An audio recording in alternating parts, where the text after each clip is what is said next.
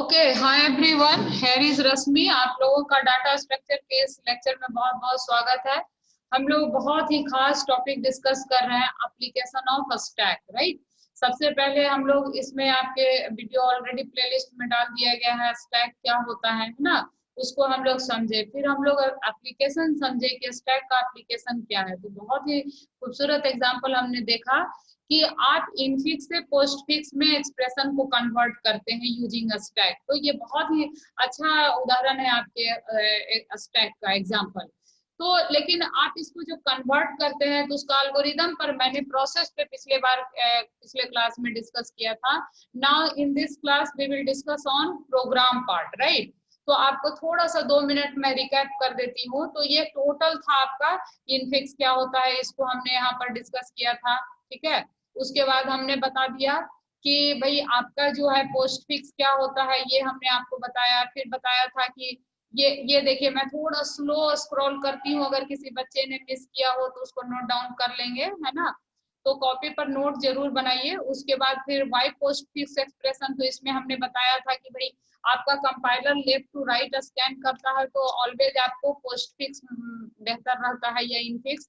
उसके बाद देखिए आपको एक एग्जांपल लिया था कि जैसे ये सब प्रोसेस है कि कैसे आप स्टैक करेंगे।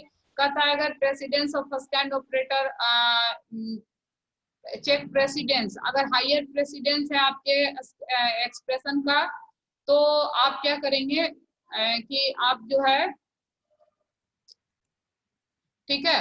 तो आपने पढ़ा कि अगर एक्सप्रेशन में जो ऑपरेटर आ रहा है उसका प्रेसिडेंस हायर है, ठीक है, तो किससे, टॉप ऑफ स्टैक से, तो आप उसको पुश कर देते हैं। नहीं तो फिर उसको आप क्या करते हैं, पॉप करते हैं। जो भी स्टैक में ऑपरेटर है उसको आप पॉप करते हैं। तो चलिए ये सब स्टेप आपको, ये सब मैंने समझा दिया था। इसको जस्ट सिंपली मैं एक इसमें दिखा देती हूँ एग्जाम्पल में। जैसे ये a प्लस बी इंटू सी था आपका एक्सप्रेशन, ठीक है।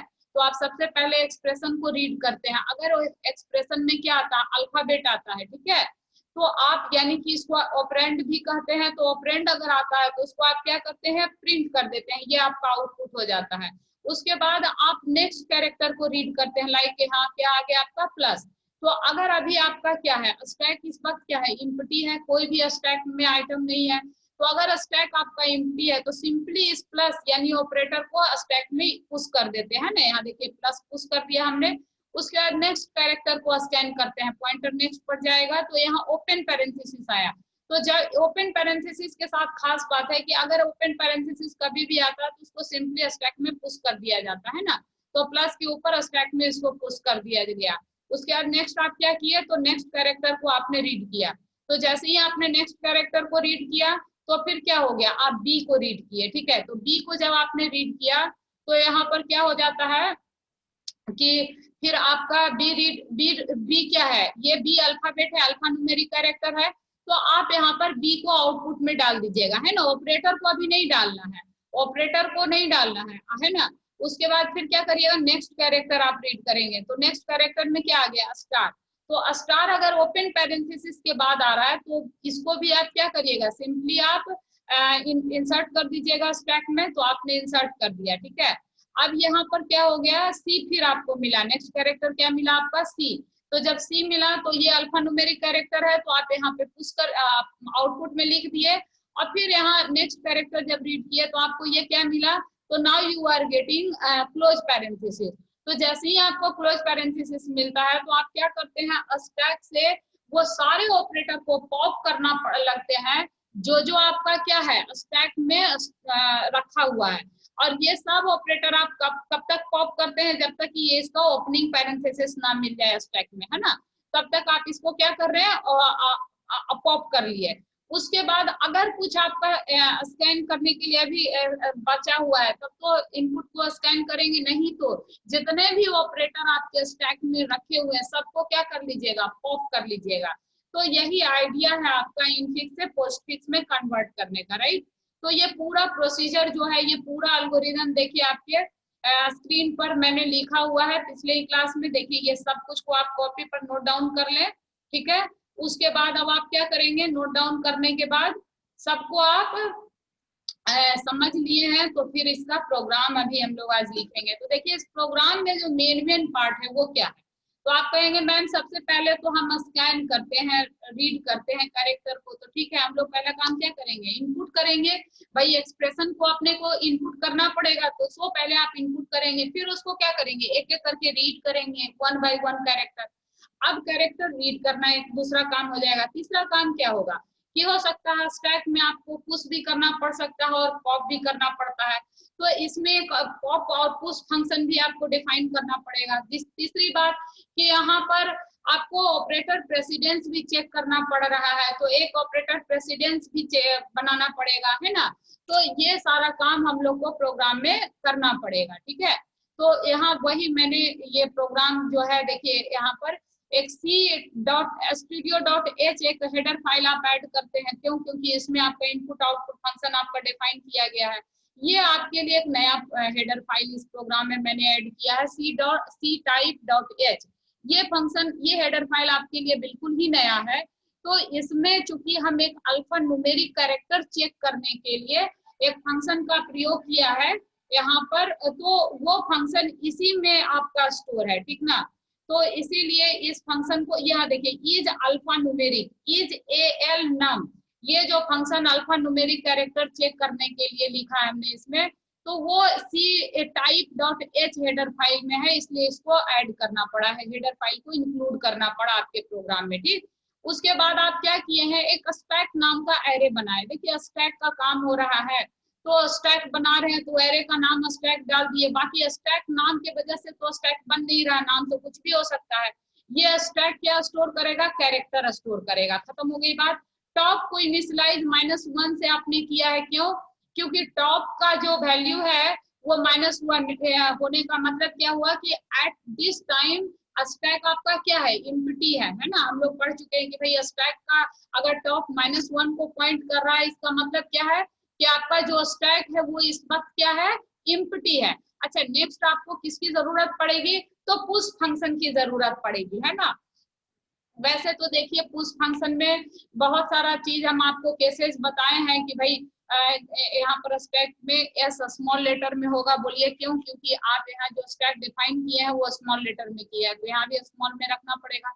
अच्छा, पुश में ऑपरेटर क्या बोलते हैं, ओवरलोडिंग ऑपरेशन था ना, ओवरलोडिंग नहीं, क्या बोलते हैं उसको, पुश में कौन सा फंक्शन आपका यू, अंडरफ्लो और ओवरफ्लो, है ना। ओवरफ्लो केस था जिसको यहाँ चेक नहीं किया हमने, है ना, कि कभी ओवरफ्लो नहीं आएगा। 100 कैरेक्टर आपने बहुत ज्यादा बड़ा साइज ले लिया है, तो पुश फंक्शन को सिंप्लीफाई करने के लिए यहाँ पर डायरेक्ट एक स्टेटमेंट लिख करके काम चला लिया है हमने। बाकी जो आप स्टैक का जहाँ प्रोग्राम बनाए हैं उसमें क्या है आपका कि सारा ओवरफ्लो अंडरफ्लो सब कुछ लिखे हैं, लेकिन इसमें हम सिंप्लीफाई कर दिया। तो पुश फंक्शन क्या कर रहा है, पुश फंक्शन कैरेक्टर को रिसीव कर रहा है, और वो कैरेक्टर आप किस में डाल रहे हैं, स्टैक में। यही तो मेन इशू है इसका, है ना। तो स्टैक में डालने से पहले हम लोग क्या पढ़े थे कि पहले टॉप को 1 से इंक्रीमेंट कर लेंगे, फिर कैरेक्टर को स्टैक में क्या करेंगे, असाइन कर लेंगे। तो यहाँ वही काम हो रहा है। प्री ऑपरेटर आप इसीलिए लगाए कि पहले क्या करो साहब, टॉप को बढ़ाओ, जैसे अभी इस वक्त अगर -1 है तो उसको +1 कर दो, तो -1 + 1 0 हो जाएगा, और यही तो हमको चाहिए। एरे का इंडेक्स 0 से स्टार्ट होता है, तो जो भी कैरेक्टर यहाँ आया है वो इस स्टैक में डाल दो। तो ये सिंपल पुश फंक्शन है। देखिए हमको जब भी पुश करना रहेगा तो इस फंक्शन को कॉल कर लेंगे, है ना। उसी तरीके से पॉप करना है। अगर पॉप में टॉप -1 है यानी स्टैक आपका क्या है, एम्प्टी तो कुछ नहीं है, क्या पॉप करेगा, ये रिटर्न -1 कर देगा। अन्यथा क्या करना है, एल्स में अगर टॉप आपका एम्प्टी नहीं है, यानी कि टॉप -1 नहीं है, यानी कि स्टैक आपका एम्प्टी नहीं है, तो एल्स में आप कहाँ आइएगा, तो स्टैक में टॉप असाइन किए, मतलब जो भी अभी टॉप पोजीशन पर है वो आइटम को पहले रिटर्न कर दिया, और टॉप को क्या करेगा, इसी में माइनस कर देगा। ये क्या है, पोस्ट डिक्रीमेंट है, कि भाई पहले टॉप का वैल्यू यूज कर लो और उसके बाद टॉप को चेंज कर दो, 1 से माइनस कर दो। यही मतलब होता है ना पोस्ट इंक्रीमेंट और डिक्रीमेंट का, है ना। यहाँ प्री था तो पहले प्लस हो रहा था, फिर टॉप का वैल्यू यूज हो रहा था। यहाँ पहले टॉप का वैल्यू यूज हो जाएगा, फिर टॉप को -1 कर दिया जाएगा, है ना। तो इस तरीके से ये रिटर्न हो गया, खत्म हो गई बात। तो यहाँ देखिए आपने क्या किया, एक पुश फंक्शन बना लिया, उसी तरीके से आपने क्या किया, एक पॉप फंक्शन बना लिया। बहुत सिंप्लीफाई करके यहाँ पॉप फंक्शन लिखा गया है, पुश फंक्शन लिखा गया है ना। उसके बाद देखिए यहाँ प्रायोरिटी डिफाइन किया गया है। क्या है आपका प्रायोरिटी, तो यहाँ प्रायोरिटी में भी कैरेक्टर आप इनपुट कर रहे हैं कि अगर आपका कैरेक्टर क्या हो, सी हो, सिंपल सी है, तो ये क्या होगा, रिटर्न करो क्या, 0, ठीक है। और अगर प्लस है या इक्वल है, तो प्लस है या माइनस है, तो उसका प्रायोरिटी आप 1 दे रहे हैं। रिटर्न 1 का मतलब क्या हो गया कि 1 प्रायोरिटी दिया। और यहाँ पर क्या है, ये एक्चुअली सी नहीं है, ये ओपन पैरेंथेसिस है, ठीक ना, ये ओपन पैरेंथेसिस है, ठीक। अगर ओपन पैरेंथेसिस आ रहा है तो इसकी प्रायोरिटी क्या हो जाएगी, 0। 0 क्यों, क्योंकि आपको क्या बोला कि ओपन पैरेंथेसिस आ रहा है तो उसको सिंपली स्टैक में पुश कर दो, ठीक है ना। क्लोज होना चाहिए ना, क्लोज कर दो, ताकि यहाँ पर अगर क्लोज पैरेंथेसिस आपको मिले तो ये लेस प्रायोरिटी का हो जाएगा, सबसे कम प्रायोरिटी का, और जो भी आपके स्टैक में है वो सारे आइटम को क्या कर लीजिएगा, पॉप कर लीजिएगा, है ना। तो इस तरीके से मतलब आप ये अभी समझिए कि कैरेक्टर अगर क्लोज पैरेंथेसिस मिला तो उसको रिटर्न 0 यानी 0 प्रायोरिटी दिया आपने, प्लस माइनस को 1 प्रायोरिटी दिया, और स्टार और जो है डिवीजन को सेम प्रायोरिटी होने के कारण इसको प्रायोरिटी 2 दिया, यानी सबसे हाईएस्ट प्रायोरिटी स्टार और डिवीजन को दिया, और उसके बाद किसको दिया, प्लस माइनस को दिया और 0 को दिया, है ना। तो इस तरीके से आप अभी तक क्या किए, अभी तक जो किए उसको देख लीजिए। एक स्टैक एरे बना लिया, टॉप को -1 से इनिशियलाइज कर लिया शुरू में। दूसरा पुश फंक्शन बना लिया, ताकि जब जब हमको स्टैक में कोई आइटम पुश करना रहेगा तो पुश कॉल कर लेंगे। तीसरा क्या किया आपने, पॉप फंक्शन बना लिया, इट इज वेरी सिंपल, है ना। तो ये पॉप फंक्शन को आपने बना लिया, काम खत्म। और तीसरा फंक्शन बनाया आपने प्रायोरिटी फंक्शन। तो ये प्रायोरिटी फंक्शन को आपने क्या किया, लिख दिया, इसका पर्पस क्या है, प्रायोरिटी असाइन कर देना। अब देखिए आप बच्चे जो हैं, अभी बिल्कुल आपके लिए ये सब्जेक्ट नया है, तो परेशान नहीं होना। आप लोग को क्या करना है कि ये सारे जो कुछ भी मैं पढ़ा रही हूँ, इस सबको आप लोग कॉपी पर नोट कर लेंगे, और उसको ध्यान करेंगे कि मैं कैसे समझा रही हूँ, मैंने क्या क्या कहाँ कहाँ बोला। और अगर कहीं फिर भी डाउट होगा तो कमेंट कर दीजिएगा या मैसेज कीजिएगा, हम आपको रिप्लाई करेंगे, ठीक है। तो इस तरीके से अभी तक तो कोई काम हमने किया नहीं है ऑपरेशन का, सिर्फ एक पॉप और पुश और प्रायोरिटी फंक्शन बना लिया, ठीक है। अब आते हैं मेन काम पर। अब देखिए मेन से ही आपका प्रोग्राम क्या होगा, शुरू होगा, ठीक है ना। तो मेन से जब आप प्रोग्राम शुरू करेंगे तो उसमें क्या होगा कि एक एक्सप्रेशन आपका एरे बनेगा। अब ये एक्सप्रेशन एरे का काम क्या है, तो ये एक्सप्रेशन एरे आप जो भी इनपुट कर रहे हैं ऑपरेटर को, उन सारे ऑपरेटर को ये क्या करेगा, उन सारे ऑपरेटर को ये रीड करेगा या स्टोर करेगा, है ना। एक्सप्रेशन एरे का काम क्या है कि जो भी एक्सप्रेशन आप इनपुट करेंगे वो सब एक्सप्रेशन एरे में क्या होगा, स्टोर होगा। और इसका टाइप क्या लिखा है आपने, कैरेक्टर, ठीक है। अब यहाँ नेक्स्ट आप आगे मूव करिए। यहाँ आपने क्या लिखा है कि ये है आपका कैरेक्टर के बाद ये एक पॉइंटर बना लिया है, कैरेक्टर टाइप, है ना। ये बात तो समझ में आ गया कि expression array expression input expression को स्टोर करेगा, और ये कैरेक्टर टाइप पॉइंटर है, इसका काम क्या होगा, तो ये एक्सप्रेशन एरे को पॉइंट करेगा, ठीक है ना। और एक दूसरा कैरेक्टर वेरिएबल आप ले लिए, काम खत्म। अब आइए, अब यहाँ पर आप क्या किए, इंटर एनी इनफिक्स एक्सप्रेशन, कोई भी इनफिक्स एक्सप्रेशन में भी a + b × c डाल दिया आपने। तो यहाँ पर आपको पता है कि अगर कैरेक्टर एरे में %s हम लगा देते हैं तो यहाँ एम्परसेंट देने की जरूरत नहीं है, और ये multiple character as a string क्या करेगा, रीड कर लेगा, और उसको क्या करेगा, इस कैरेक्टर एरे में असाइन कर देगा, है ना। ये सी का बेसिक कॉन्सेप्ट है। अगर नहीं भी पता है तो जो मैंने बताया इसको मान लीजिए कि अगर कैरेक्टर एरे में मल्टीपल स्ट्रिंग हमको कैरेक्टर स्टोर करना होता है तो हम यहाँ क्या करते हैं, %s लिख करके और एरे का नाम लिख देते हैं, है ना। सी डालिएगा तब तो एक ही कैरेक्टर रीड करेगा, लेकिन %s डालने से क्या हो गया कि a + b × c जो भी आप इनपुट कर रहे हैं ये सब इसको क्या करेगा, ये इनपुट कर लेगा, है ना। तो देखिए मेन प्रोग्राम तो मेन से शुरू हो रहा है, तो यहाँ एक कैरेक्टर एरे के लिए मेमोरी लोकेट हुआ, ई जो है पॉइंटर है, जो इस इनपुट स्ट्रिंग जो भी यहाँ आप इनपुट स्ट्रिंग कर रहे हैं उसको पॉइंट करने के लिए इस पॉइंटर को बनाए हैं। और एक ch वेरिएबल कैरेक्टर टाइप लिया है, नया लाइन ब्रेक कर दिया, नो प्रॉब्लम। अब क्या कर रहे हैं आप कि ये जो पॉइंटर बनाए उसमें कैरेक्टर एरे के नाम को असाइन कर रहे हैं, यानी एरे का नाम आप लोग को पता है कि वो खुद ब खुद क्या होता है, एरे का एड्रेस होता है ना। तो ई जो है पॉइंटर टाइप वो किसको पॉइंट करेगा, तो इस एरे को पॉइंट करेगा, जो एक्सप्रेशन एरे आपका बना इस एक्सप्रेशन एरे को कौन पॉइंट करेगा, ई पॉइंट करेगा, और किस कैरेक्टर को पॉइंट करेगा, फर्स्ट कैरेक्टर को, है ना। जैसे अगर आपने a plus B into C input किया है तो ई इस वक्त किसको पॉइंट कर रहा है, ए को पॉइंट कर रहा है, इसका मतलब यही हुआ। अब आप कहेंगे कि मैम यहाँ स्टार ई लिखने का मतलब क्या हुआ। अब देखिए लूप चलाए, लूप क्यों चलाए, क्योंकि हम जो भी ऑपरेशन करेंगे वो इनपुट एक्सप्रेशन के हर एक कैरेक्टर पर ये ऑपरेशन होने जा रहा है ना। तो मान लीजिए आपका a प्लस बी इंटू सी है, तो स्टार ई लिखने का मतलब क्या है कि ई जिस फर्स्ट कैरेक्टर को पॉइंट कर रहा है उसका वैल्यू, इस स्टार ई का मतलब यही होता है। तो अभी ई किसको पॉइंट कर रहा है, ए को, है ना, क्योंकि हम एक्सप्रेशन मान के चल रहे हैं कि a प्लस बी इंटू सी लिखे हैं। तो ए जो वैल्यू है वो चेक कर रहा है कि क्या ये नॉट इक्वल टू नल है। अगर ये नॉट इक्वल टू नल है, ए क्या है, नल के बराबर नहीं है। अब आप कहेंगे मैम नल हमको याद नहीं है, तो नल जो है ये देखिए एक स्पेशल कैरेक्टर है, ये आपके कैरेक्टर एरे में कंप्यूटर खुद से असाइन करता है। ये सब कुछ मैंने सी के एरे में पढ़ा दिया है, प्लेलिस्ट में वीडियो भी है, आप चाहें तो वहां से जाके देखें, नहीं तो बस इतनी बात मेरी मान ले कि कैरेक्टर एरे जो है, जब भी हम लोग कोई कैरेक्टर एरे में कैरेक्टर असाइन करते हैं तो ये नल कैरेक्टर कंप्यूटर खुद से डाल देता है। इससे ये पता चलता है कि यहाँ पर ये स्ट्रिंग क्या हो गया, एंड हो गया, ठीक है। तो ए अभी रीड किया है तो ए नल के बराबर नहीं है। अब देखिए क्या कर रहा है, ये चेक कर रहा है, अभी बताया था मैंने कि isalnum function जो है ये क्या चेक करता है कि क्या ये स्टार ई जो है ये ए को रीड कर रहा है।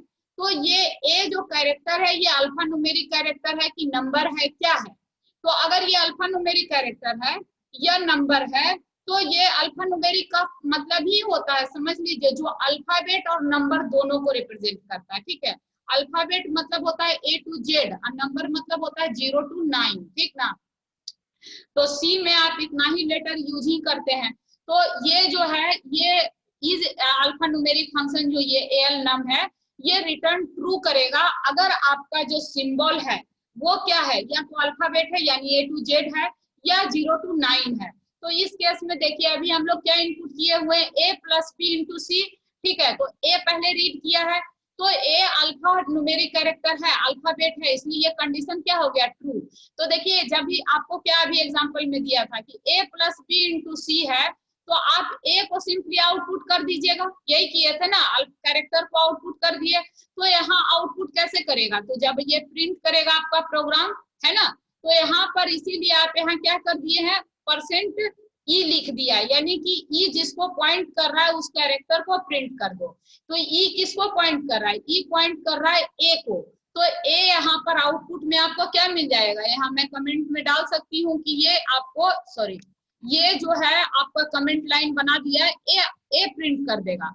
और आप चाहें तो यहाँ इनपुट में यहाँ लिख सकते हैं कि ये जो है इनपुट, सॉरी इनपुट क्या कर रहे हैं हम लोग, इनपुट कर रहे हैं हम लोग a plus B into C कर रहे हैं, ठीक है। तो this is our expression, okay. तो a plus B into C कर रहे हैं। तो अगर ये एक्सप्रेशन है तो पहले कैरेक्टर a रीड किया तो उसको a को एज इट इज प्रिंट कर दिया, नो प्रॉब्लम। अब आगे बढ़िए, नेक्स्ट कैरेक्टर को इसको रीड करना है। अच्छा नेक्स्ट अभी रीड करेगा, उससे पहले देखिए क्या क्या चेक करेगा। अगर मान लीजिए ये अगर ये हो सकता था कि a नहीं होता, तो a नहीं होता, ये कंडीशन फॉल्स होता, तो हम लोग किस में आते, एल्स इफ में आते। तो एल्स इफ में चेक करते कि अगर a नहीं है, अल्फा न्यूमेरिक कैरेक्टर नहीं है, तो क्या ये ओपन पैरेंथेसिस है। तो आपको क्या बताया था कि अगर ओपन पैरेंथेसिस आता तो सिंपली आप क्या करिएगा, पुश फंक्शन को कॉल करिएगा और ये कैरेक्टर उसमें पास करिएगा।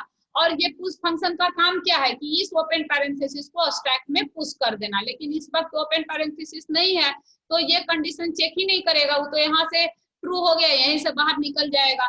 लेकिन आपको समझाने के लिए मैं बता रही हूँ कि मान लीजिए अगर ये फॉल्स होता तो इसको चेक करता, अगर ये ट्रू होता तो इसको ये पुश करके स्टैक में बाहर निकल जाता, लेकिन इस वक्त ये भी फॉल्स है। तो अगर ये दोनों फॉल्स हो जाएगा तो नेक्स्ट एल्स इफ को चेक करेगा। अब नेक्स्ट एल्स इफ में क्या है, कहता है कि सपोज आपका क्लोजिंग पैरेंथेसिस मिल गया, तो आपको क्या बोले थे कि अगर क्लोजिंग पैरेंथेसिस मिलेगा तो आप स्टैक से क्या करिएगा, पॉप कीजिएगा। कब तक, जब तक कि आपको क्लोजिंग ओपनिंग पैरेंथेसिस नहीं मिल जाए, है ना। तो यहाँ पर आप व्हाइल लूप चलाए हैं, किस लिए चलाए हैं, तो आप चलाए हैं कि पॉप करिए, एक कैरेक्टर पॉप कीजिए, अगर ये ओपन पैरेंथेसिस नहीं है तो, है ना, और उसको प्रिंट कर दीजिए। तो चलिए इस वक्त जो आपका प्रोग्राम में लिखा हुआ उसके अकॉर्डिंग आप कोड को रन करते हैं।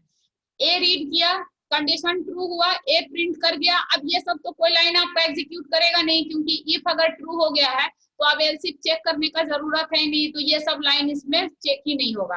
तो सीधा सीधा कहाँ आएगा, तो सीधा सीधा आएगा ये व्हाइल के ये एल्स किसका लिखा हुआ भाई चेक कीजिए, ये एल्स किसका पार्ट है, एल्स, अच्छा ये एल्स पार्ट है किसका, इफ एल्स है, कि अगर इसमें से ये एल्स इफ अगर ये कोई भी कंडीशन ट्रू नहीं हुआ तो ये क्या करेगा, यहाँ तो केस हो गया है कि ट्रू हो गया है, नहीं होता तब न एल्स में जाते, लेकिन यहाँ तो केस है कि ट्रू हो चुका है, तो ये क्या करेगा, इस पार्ट पर आएगा। देखिए फिर से समझिए, देखिए ये जो इफ है अगर ये ट्रू नहीं होता तो इस एल्स में, एल्स इफ में आता, इसको चेक करता है, ये भी नहीं ट्रू होता, कोई ट्रू नहीं होता तो किसको एग्जीक्यूट करता है, एल्स पार्ट को करता है। लेकिन यहाँ तो आपका क्या हुआ है, इफ का पहला कंडीशन ट्रू हो गया, तो अब ये ट्रू होने के कारण ना तो एल्स इफ करेगा, ना ये एल्स इफ एग्जीक्यूट करेगा, ना ये एल्स एग्जीक्यूट करेगा, ये सीधे इससे बाहर निकल आएगा। तो ये अब क्या करेगा, ये ई प्लस प्लस किया, इसका मतलब क्या हो गया कि ई प्लस प्लस का मतलब हो गया कि अब आपका नेक्स्ट कैरेक्टर को पॉइंट करेगा, ए के बाद नेक्स्ट कैरेक्टर आपका क्या है, प्लस है, तो अब ये प्लस को पॉइंट करेगा, है ना। ये जो प्लस है ई प्लस प्लस वो क्या हो गया, ये नेक्स्ट कैरेक्टर को पॉइंट करेगा। नेक्स्ट में क्या है आपका प्लस है, अब ई प्लस को पॉइंट कर रहा, अब चेक कर रहा, फिर से व्हाइल लूप है कि top not equal to -1, yes top अभी -1 नहीं है, तो मत हो, क्या दिक्कत है। तो यहाँ पर क्या करना है, ये तो लास्ट की बात है। तो अब यहाँ पर क्या होगा कि यहाँ एक और कर्ली ब्रेसेस हम दे देते हैं, यहाँ से क्या करेगा कि जब दूसरा कैरेक्टर रीड होगा तो अब क्या करेगा, ये फिर से सेम प्रोसेस को रिपीट करेगा, है ना, क्योंकि ये पूरा पार्ट आपका किसमें लिखा हुआ है, देखिए ये पूरा पार्ट आपका चल रहा है व्हाइल लूप में, है ना। तो ये व्हाइल लूप यहाँ से शुरू हुआ और कहाँ जाके क्लोज हुआ है, तो now this close to this place, है ना, तो यहाँ पर ये क्लोज हुआ है। तो अभी आप क्या करेंगे, यहाँ पर से ई प्लस प्लस किया, इसका मतलब क्या है, अब ये फिर से ऊपर आइए, इस व्हाइल लूप पर आइए, व्हाइल लूप पर अब यहाँ कैरेक्टर ई स्टार किसको पॉइंट कर रहा है, तो ई तो एक से बढ़ चुका है यानी प्लस, तो अभी भी प्लस क्या है, नॉट इक्वल टू नल है, कंडीशन फॉल्स हो गया, ट्रू हो गया। तो जब ट्रू हो गया तो इसमें आइए, ये यहाँ पर अब इसको क्या मिल रहा है, प्लस मिल रहा है, तो ये कंडीशन क्या हो जाएगा, फॉल्स, क्योंकि ये अल्फा न्यूमेरिक कैरेक्टर नहीं है प्लस, है ना। तो ये जब फॉल्स होगा तो कहाँ आएगा, ये एल्स इफ को चेक करेगा, तो यहाँ कोई पैरेंथेसिस आया, नहीं आया, तो अब ये चेक किसको करेगा, कि क्लोज पैरेंथेसिस को, इस कंडीशन को, यहाँ क्लोज पैरेंथेसिस भी नहीं आया, तो अब ये किस में आएगा, एल्स में आएगा, यस एल्स में आने दीजिए। जब ऊपर का कोई कंडीशन नहीं ट्रू होगा तो एल्स में आना ही आना है। तो अब ये प्रायोरिटी चेक कर रहा है कि स्टैक के टॉप में, स्टैक के टॉप में अभी कुछ है, अभी आपके स्टैक के टॉप में नहीं है कुछ, तो अब आपका क्या होगा, greater than equal to star E, तो जब आपका ये कंडीशन अभी क्या हो जाएगा, फॉल्स हो जाएगा, क्यों, क्योंकि अभी स्टैक के टॉप में कुछ है ही नहीं है, तो ये फॉल्स होगा, तो ये लाइन एग्जीक्यूट नहीं करेगा, पॉप नहीं होना है, क्या होना है, पुश होना है ना। ये लाइन देखिए, जब यहाँ कर्ली ब्रेसेस हम नहीं देते हैं व्हाइल लूप में, तो व्हाइल लूप के इफेक्ट में सिर्फ एक लाइन होता है, तो अगर ये कंडीशन आपका क्या हो जाएगा, फॉल्स हो जाएगा, तो ये सिर्फ एक लाइन इसको छोड़ेगा, इसके बाद का जो दूसरा लाइन है ये तो एग्जीक्यूट करेगा ही करेगा, अभी स्टैक खाली है इसलिए कंडीशन फॉल्स है, तो फॉल्स है तो इस लाइन को नहीं एग्जीक्यूट करेगा, किसको करेगा, पुश स्टार ई। पुश स्टार ई फंक्शन में क्या होगा, पुश फंक्शन कॉल होगा, और इसका काम क्या है कि स्टैक में आप स्टार ई यानी प्लस को असाइन कर देंगे, यही काम है ना। अब आपका स्टैक में क्या करेंगे, +1 को ई को असाइन कर देंगे, ठीक है। अच्छा इसको कंप्लीट कर लेते हैं, तो इसमें प्लस को असाइन कर लेंगे, ठीक ना। तो प्लस को अब स्टैक में क्या चला गया, प्लस चला गया, और रीड क्या किए हैं आप, ए, तो अब क्या होगा, ये प्लस जब स्टैक में चला गया तो हम लोग क्या करेंगे, इसमें 2-3 मिनट ई प्लस प्लस होगा, ई प्लस प्लस का मतलब क्या हो गया, नेक्स्ट कैरेक्टर को रीड करना। अब चलिए नेक्स्ट कैरेक्टर में क्या होगा। नेक्स्ट कैरेक्टर में देखिए इनपुट आपका क्या लिखा हुआ है। नेक्स्ट कैरेक्टर में इनपुट आपका ए प्लस प्लस के बाद क्या है, बी, ए प्लस बी है ना। तो अब बी को रीड करिएगा, तो बी को जब रीड करिएगा तो यहाँ पर फिर से ये लूप शुरू होगा। अब की बार कंडीशन ट्रू हो गया, कंडीशन ट्रू हो गया तो यहाँ ए के साथ यहाँ आउटपुट क्या मिल जाएगा आपको, बी मिल जाएगा इस बार, है ना। बी जब मिल जाएगा तो अब यहाँ पर क्या हो जाएगा, ये अब ये सब इस कुछ भी रीड नहीं करेगा, फॉल्स हो गया सब कंडीशन।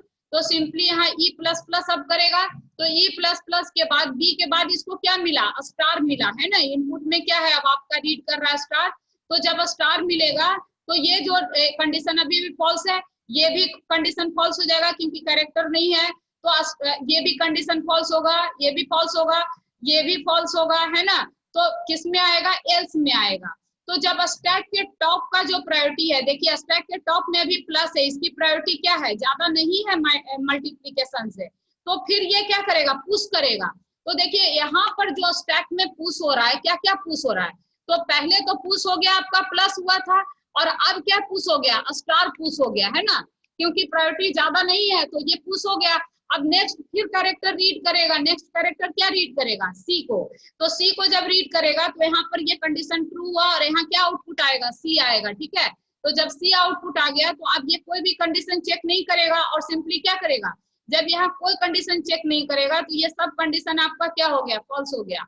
कैसे, सी को रीड कर, हाँ फॉल्स हो गया। तो अब क्या करेगा, ये लूप से बाहर आएगा क्योंकि ई प्लस प्लस के बाद अब सी रीड करेगा, अभी लूप से बाहर नहीं आएगा। तो सी रीड कर लिया है, स्टार सी भी रीड हो गया, अब कुछ है ही नहीं इसके पास।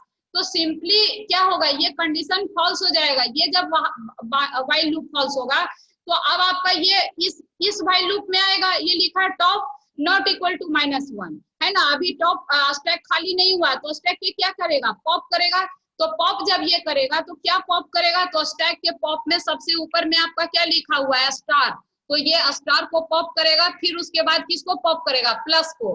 तो इस तरीके से ये आउटपुट क्या देगा, एबीसी के बाद स्टार और प्लस आपको आउटपुट देगा। अब ये कंडीशन ट्रू हो जाएगा क्योंकि अब स्टैक में कुछ नहीं है। तो ये आपको आउटपुट क्या मिल गया, फाइनली आपको जो आउटपुट इसमें फाइनली मिला वो ए बी सी और स्टार प्लस मिला, यही आप चाहते थे, है ना। तो इस तरीके से आपका इनफिक्स से पोस्टफिक्स आपका कन्वर्ट हो गया। तो इसी के साथ इस लेक्चर को मैं समाप्त करती हूँ, फिर अगले लेक्चर में मैं आपको मिलूंगी। तो अगर आपको समझ में आ गया होगा तो लाइक शेयर जरूर कर दीजिएगा, ठीक है। Thank you, take care, bye. मैं अगले लेक्चर में फिर मिलूंगी।